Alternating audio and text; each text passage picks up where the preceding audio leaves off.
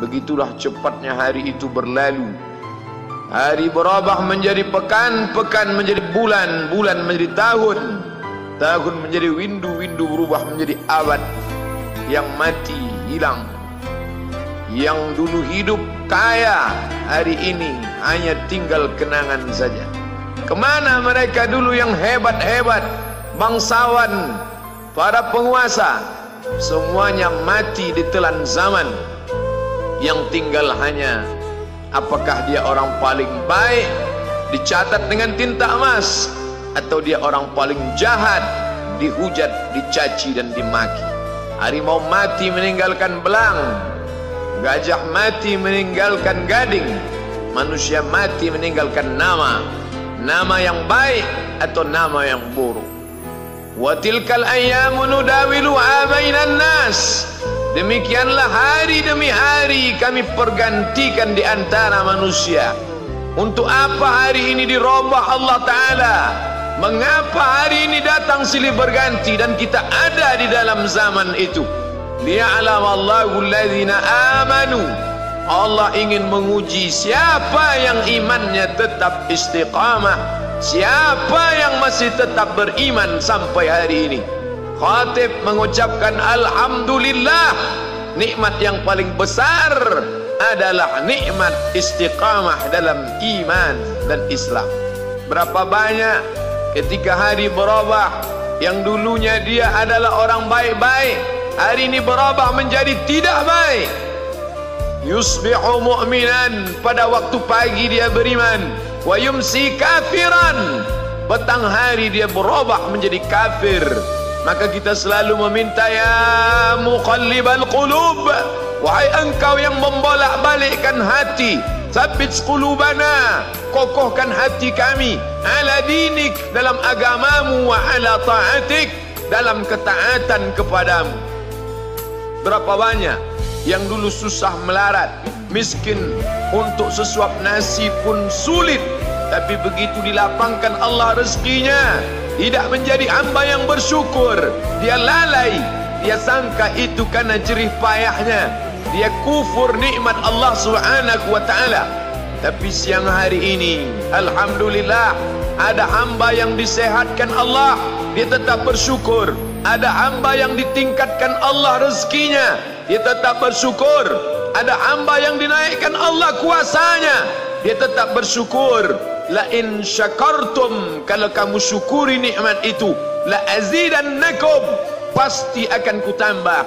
Wala in kafartum, tapi ingat, kalau kamu kufur, kamu ingkar, inna azabi lasyadid, azabku amat sangat hebat, amat sangat dahsyat, amat sangat mengerikan. Berapa banyak orang di masa lalu mati dalam azab Allah Subhanahu wa ta'ala. Tapi itulah manusia, diambil dari kata nasya, lupa. Dia tidak pernah ingat apa yang pernah ditimpakan Allah kepada kaum-kaum sebelumnya. Wa ila samud akhahum salihah, kepada kaum Samud diutus Nabi Saleh. Mana mereka sekarang? Punah, musnah, tidak ada lagi di atas muka bumi Allah.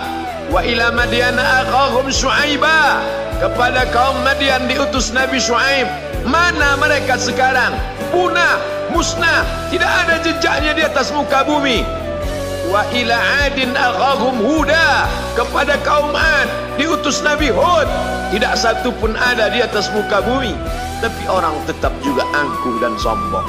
Memang itulah manusia yang berada di atas muka bumi Allah Subhanahu wa ta'ala. Maka orang-orang yang baik tidak pernah berhenti mengajak kepada kebaikan. Umat ini dikatakan baik bukan karena banyak ibadahnya. Umat ini dikatakan baik bukan karena dia pergi bolak-balik ke kota Makkah Al-Mukarramah untuk haji dan umrah. Allah puji umat ini, kuntum khaira ummah, kalian umat terbaik. Kapan? Bila umat ini disebut umat terbaik? Ta'muruna bil ma'ruf, ketika engkau sanggup mengingatkan saudaramu dalam kebaikan. Pagi ingatkan tentang siang, siang ingatkan tentang petang, petang ingatkan tentang malam, malam ingatkan bahwa esok pagi kita tetap berbuat baik. Wa tanhauna 'anil munkar, larang mereka dari perbuatan mungkar. Maka hari-hari yang sudah kita lewati di masa yang lalu, sanggupkah akan pulang kembali? Pepatah Arab mengatakan lan tarji'al ayyamul lati madat, yang lalu tak dapat terulang kembali. Apakah semua itu berlalu begitu saja? Tidak ada yang percuma, tidak ada yang gratis, tidak ada yang sia-sia. Semua akan diminta pertanggungjawaban di hadapan Allah Subhanahu wa ta'ala. Sejak kita tegak di atas muka bumi ini, sejak kita diberikan nafas, diberikan hidup, diberikan nyawa, maka sejak itu kita ditanya, apa khalaqnakum abatha? Apakah kalian kami ciptakan sia-sia? Apakah kami sangka? Apakah kamu semua menduga bahwa kami menciptakan kamu lalu kamu tidak akan kembali menghadap kami? Semua akan diminta pertanggungjawaban di hadapan Allah Subhanahu wa ta'ala. Tidak ada kata yang dapat terucap dari lidah orang beriman selain ucapan astaghfirullahaladzim. Ampunkan segala dosaku di masa yang lalu. Aku lalai dan lupa ya Allah. Kami termasuk orang-orang yang menghilangkan usia kami ya Allah. Kami tak tahu ke mana umur kami selama ini. Berapa jam untuk perbuatan dosa, berapa untuk perbuatan maksiat. Padahal ketika tiba masanya, kami semua akan menghadapmu, dan pada saat itu semua akan dihitung menit demi detik. Detik semuanya tak ada yang dapat dari luput panggilan Allah Subhanahu wa ta'ala. Tidak ada yang lepas daripada pengawasan. Inna alaikum lahafizin, bersama kamu ada malaikat hafazah kiraman mulia, katibin mencatat, ya'lamuna ma taf'alun, dia tahu semua yang kamu lakukan. Betapa waktu-waktu yang lalu itu tak dapat kita tebus dengan apapun selain kita perbaiki di masa yang akan datang. Tingkatkan kualitas salat berjamaah, tingkatkan membaca Al-Quran. Andai usia kita sudah lanjut, tak dapat kita jemput, maka kita didik anak cucu generasi akan datang menjadi generasi yang Qurani dan Islami. Sab'atun yudhilluhumullah, ada 7 di antara yang dapat naungan Allah. Yauma la dhilla illa dhilluh, hari itu tidak ada naungan kecuali naungan Allah Subhanahu wa ta'ala. Di antara yang mendapat naungan itu adalah syabun, anak muda, nasya'a fi ibadatillah, anak muda yang tumbuh beribadah kepada Allah Subhanahu wa ta'ala. Andai masa muda kita penuh dosa, andai masa muda kita penuh narkoba, andai masa muda kita penuh zina, wal iyadzubillah wa na'udzubillah, jangan sangka Allah tutup pintu taubat. Innallaha la yaghfiru ayyushraka bihi, Allah tak terima taubat orang yang mempersekutukannya. Wa yaghfiru ma duna dzalika liman yasha, tapi taubat selain itu diterima, dibukakan Allah Ta'ala. Mari perbaiki anak menantu, cucu, kawan, sahabat, andai talat, ajak ke jalan Allah Subhanahu wa ta'ala. Itulah salah satu memperbaiki yang masa lalu, kita perbaiki di masa yang akan datang. Di antara tujuan Allah mengapa dia buat kita masih hidup di akhir tahun ini, liya'lamallahu allazina amanu, Allah menguji siapa yang masih tetap dalam istiqamah iman dan Islam. Tujuan kedua, mengapa Allah buat kita hidup sampai hari ini? Wa yattakhidha minkum syuhada, wa yattakhidha minkum syuhada, Allah ingin melihat siapa di antara kita ini yang layak untuk menjadi syuhada. Iskariman, hidup mulia, au mutsyahidan, atau mati syahid. Pilihan orang Islam tidak banyak. Kalau hidup, hidup mulia. Kalau mati, mati syahid. Jangan hidup hina, mati terlunta-lunta, tidak diterima Allah Subhanahu wa ta'ala. Hidup mulia atau mati syahid dipersaksikan oleh para malaikat.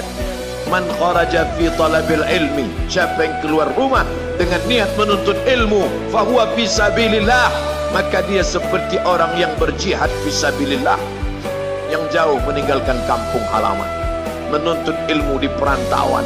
Jangan kau sangka kau anak yang terbuang, engkau adalah seorang syahid. Andai mati dalam perjalanan, maka matimu adalah seorang yang mati syahid.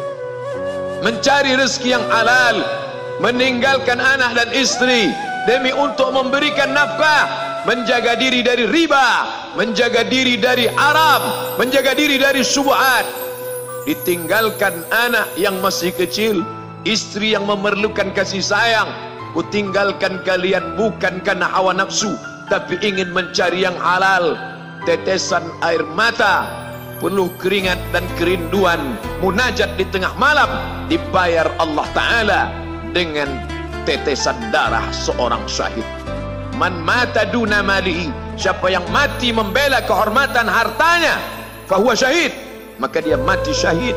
Betapa seorang yang susah melarat hanya untuk menjaga diri dari yang haram dan syubhat, Allah muliakan dia. Inna akramakum indallah, yang paling mulia di antara kamu di sisi Allah, atqakum, yang paling takut kepada Allah. Ramai kita di rumah Allah ini, yang paling kaya kah yang paling mulia? Tidak.